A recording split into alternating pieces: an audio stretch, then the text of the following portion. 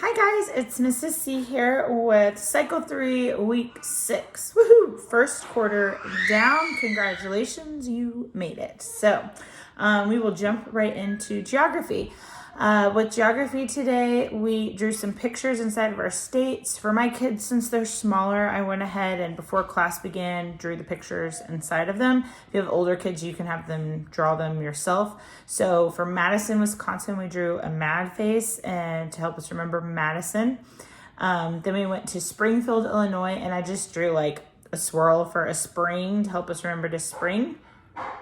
And then we went boing from our spring over to Des Moines. So I drew like a little hopping, like what you would draw if you were maybe drawing a bunny hop over from the spring in Springfield to Des Moines, Iowa. And then we went down and I changed it. The last time I did it, I had drawn kind of like nickels inside, but I didn't think the kids really got that. So I just wrote a big J and C for Jefferson City in Missouri. And then we went down and I drew just a little tiny circle and I said, oh no, I lost my little rock down in Arkansas. So those were already pre-drawn again for my class. If you have an older class, they can draw them themselves. And then we just went through those and said them, and I asked them, all right, what was the mad face? What was that? And what they could remember.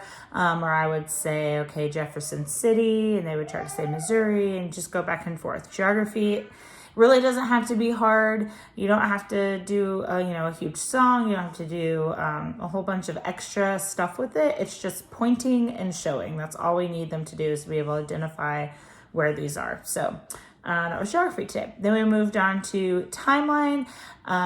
They asked if my cards misbehaved and ran away again, because I always joke when I hide them that they were really bad and they ran away. So I told them that I had a stern talking to with them and that they stayed put today. So I laid them out on the table in front of me and we went through them one by one, doing the hand motions. And then after we got all the way through, I had them close their eyes and I took one away, and then we went through and sang the song and did the hand motions until we got to the one that was missing, and I saw if they could remember which one it was. So for our hand motions this week, we have India's Mauryan Empire. So we always do this for India, and they were famous for their road. So you're just going to take your hand and kind of make like a winding road. And then we have the Mayans of Mesoamerica. If you look on the card, you can see one of their temples that they built, or buildings. I don't know if they were temples, but it's like their version of pyramids, but they're very square. So we go up like this to make all the different levels of those. Then after that, we had Punic War. So we're going to make our P again. We make a lot of P's in our timeline. So for our P, we're going to put a peace sign, and then you touch your middle finger to your thumb, or your thumb to your middle finger, and then you're just going to kind of point it down like this. Okay, so that's a P. So we have Punic Wars, and our sign for war is always going back and forth, two sides fighting. Okay, then we have Rome conquers Greece, so we're going to have an R for Rome, and conquer is going to be where we or holding this other arm down. So we're conquering it, conquers, and then Greece, again, like we did last week for a lot of our Grecian things, we're gonna take our two fingers like this and kind of go down our nose, and that's to symbolize the helmets that they wore with the nose piece, okay? Then we have Roman dictator, Julius Caesar. So Roman dictator, and we're gonna do a J for Julius Caesar. I went back and watched the video, and they also do for this for dictator. So Roman dictator, Julius Caesar. I forgot that in class today because I'm used to just doing this, but that's okay. It's okay to simplify it for the younger kids. Roman dictator, Julius Caesar. And then like we do for a lot, as we get in further into the timeline, you're going to see this a lot. We're going to make a sash. So you're going to go from your left shoulder down to your right hip.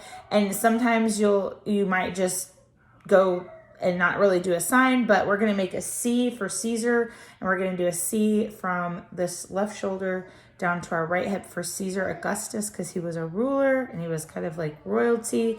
And the Pax Romana, we're going to make the sign for peace. Pax means peace. It was a peace treaty. So we're going to kind of rub our hands like this and then bring them down. That's the Pax Romana. And then John the Baptist, which is one of my favorite signs, we're going to make a J for John. And then holding your hands kind of like you're doing Where is Thumpkin. You're going to have your hands like this, and then you're going to dip like you're taking someone and baptizing them and bringing them back up. So I just love that sign. I think it's super fun. And I teased my kids when we were going through the song, when we got to John the Baptist, I'd be like, nope, you can't say the next word. You're not allowed to say it, because they always want to go right to Jesus the Messiah. So I was just teasing with them, but that was timeline. For Latin, we got our little Latin monsters out, which the kids love these. I just want to encourage you guys, as you're doing Latin this year, the first half of the year is rough with just learning the words. Like, I definitely feel like sometimes the kids are not getting it, or they're just not really engaged, or I'm not making it fun enough. There's not chants, there's not a song. They don't necessarily connect, especially the younger kids. But it will all make sense in the end when we're translating it. So just hang in there, and it is okay if you get done with Latin and don't feel like it was the most exciting thing in your day. Just do it, encourage them, have fun when you're doing it, and let the parents go home and teach it to them, okay? So we got my little googly eye monster, and I don't know why I always do two fingers like this, and my little googly eye monster talks in a voice like this. Why? I don't know. They seem to love it though. So we had verbum and Deus, Deum, Deo, Principio, Omnia, Omnes, and Nihil. So nihil, I was telling them it's like you fell down the hill and skinned your knee. So nihil. So we just went over those several times. I let them have a monster, and their monster said it, and mine said it a lot. And we just went back and forth like that. For English, we used the agility ladder again, and we jumped, and I did the hand motions. They are very concentrated on jumping, so they weren't doing the hand motions, which is fine. I'm still doing the hand motions, trying to help them. If you do get an agility ladder, they will probably jump really quickly. So good luck trying to say all of them. Some of my kids were really good about only jumping when I said the word. Some of them were just jump through really fast, and that's all right. So they would just jump, and I would say to do, does, did, doing, done. Yeah, there we go. So we would do our hand motion. So again, we have an infinitive is this, present, past, present participle, past participle. So you can do those hand motions as you're saying each verb tense. Okay. Then we went to science, and for science, we just have hand motion. Science really is lending itself to hand motions this year. So I was joking with them about this as my favorite system, the digestive system, because it's the one I get to eat in. And I was talking to them about, I started off joking that, we eat and we put our food in our ears first, right? And, they thought that was funny. So have fun with it. They will know a lot of these answers. They might not know it. And we talked about how we say this is mouth, but a lot of times we call this our throat, but it has a special word that's the esophagus. And we call this our tummy, but it's actually called our stomach. So we just talked about, we have different words and that we want to use the science words for them. So we had mouth, we pointed our mouth. Esophagus, we just ran our hand up and down our neck.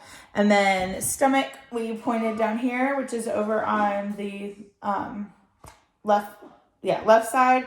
Liver on your right side. And then down kind of in your belly, we took our fingers tiny and did small intestine and just did it like really fast, small intestine, because it's all in there. And then large intestine, we did our fingers big and did large intestine back and forth across our lower abdomen. So those were hand motions for that. We did them a few times. We tried to get faster and faster and faster in doing them. They love to go really fast. So that's what we did. For math, we had our 11s and 12s, and it's a little slower this week, thank goodness. So what I did was we sang it through one time, and then we did kind of like how you do My Bonnie Lies Over the Ocean, when every time you say a B word, you stand or sit. And so I circled some, and so we started sitting, and every time we got to a circled one, we would stand or sit depending on what position we were in. So like we would say 11, and then maybe we would stand on 22, 33, and then 44 was circled, so we'd sit back down. So we'd just go up and down. And since these are slower, that was a little bit easier to do. And did the same things with the 12s. And I told them not to look at the end, and I circled all of them at the end. And I was asking them how many of them thought we'd be standing at the end, how many thought we'd be sitting. And we went back and forth, and I just tried to see what they thought would happen at the end of it. And since it's an odd number, whatever the opposite of how you started is, that's what you'll be doing at the end. So that was math. And for history, I got my egg shakers out. These handy dandy little things. If you don't have any of these, super easy to make. They're just eggs with rice, and I tape them so that they don't come undone. Not hard. So we got our egg shakers because this has a lot of shaking in the background of the music. And I used funny words again because they love the funny words. So instead of Louisiana, I said pajamas, which I say pajamas, but for this I said pajama. So pajamas from Target, which they all thought was ridiculous. Instead of exploration, I said animation. And instead of Lewis and Clark, I said Phineas and Ferb. And then fisherman, baby Crockett was what I changed those to. So have fun with it. I like to try to keep it similar syllable or similar sounding words, but sometimes it's fun to just throw something completely ridiculous in there. So that was history. We finished our tin whistle today. We actually were running a little bit behind on time, which was fine, but we got to go down and look at our art from last year. Our director had set that up because we didn't get to finish out our year last year and do that. So we did that. And then I led my kids on a little parade around our building and let them just blow on their whistles, whatever they wanted to blow. We kind of marched around blowing for our last, they can't really play a lot yet, which is okay. But we hadn't really got to blow on our tin whistles a time just because of COVID and weather. And I try not to let them blow on them very much if we don't have to. So we walked around and blew in our tin whistle. So that was what we did kind of for our end of year celebration. Nothing too fancy, and that's okay. For science, I read out of our Indescribable book. I believe it is, number 14 on page 34. It doesn't directly go with the science, but I did love it because it talks about being special as a kid and that kids have special talents, which did kind of correspond with specifically the spinning one because kids don't get as dizzy as adults do. So we talked about that. With how do you feel? That one was really fun. I let them do it to themselves, and then we did it to each other. I let all the adults in the room do it because I think until you're actually doing it, it's kind of hard to imagine how you can't feel that, 3 pencils are stabbing you or 2 are stabbing you. I shouldn't say stabbing, poking. We'll go with poking. With spinning, we talked about if you do it slow, if you do it fast, eyes closed, eyes open. We tried to do it 5 times, and we did it 10 times. We did it all different ways.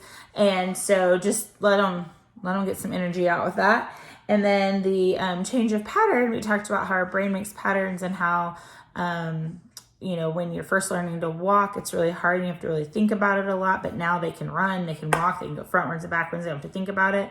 But our brain is having to make new pathways when we're patting our head and rubbing our belly, and when we do the opposite, and how you can almost feel your brain thinking. And we talked about how when we're learning our memory work, that our brain doesn't have those pathways in there yet. So it feels really hard sometimes learning all this new material. But the more we work on it and the more we learn it, the easier and easier it gets to remember our 11s or to remember about the Louisiana Purchase. And so it might be really hard when they're learning it in class, but the more they practice it, the easier that pathway will get for your brain to take. So that was a fun little tie-in to all of our memory work.